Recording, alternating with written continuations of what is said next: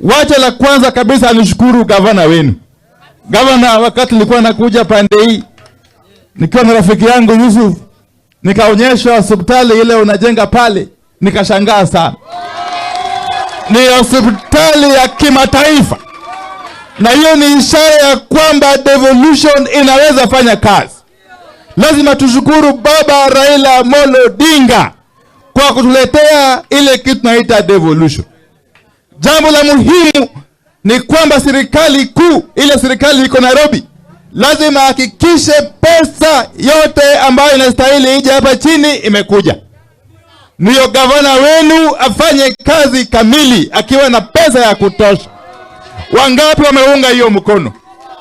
Hatutaki pesa mingi ibaki kule Nairobi, ili hali kazi yao Nairobi ni kuiba tu, ni kupora mali ya wananchi. Pesa ikija hapa mashinani, kazi yake inaonekana. Sina mna hiyo. La pili, mimi nawashukuru wananchi wa Wajir. Kule bungeni mmetuletea washujaa, wabunge wa eneo hili ambao wako katika bunge la kitaifa. Tukianza na dada yangu Jeho, rafiki yangu Yusuf wa Wajir West, rafiki yangu Ado wa Wajir South, wanafanya kazi sawa sawa na wamebaki wakisimama kidete. Kila mara tukipiga kura, wanapiga kura wakiangalia maslahi ya wananchi. Tuwapigie makofi jameni.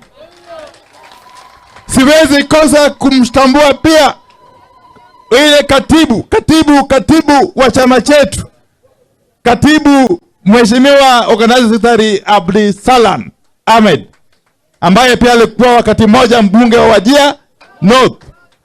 Yeye pia ni mwanachama kamili. Kwa hivyo sisi tunafuraha na tukijua kwamba chama chetu cha ODM sio tu chama tu ya kawaida. Chama cha ODM is a mass movement. Baba Raila Amolo Odinga ameunda chama cha mass movement, na itabaki kuwa chama for the coming generations.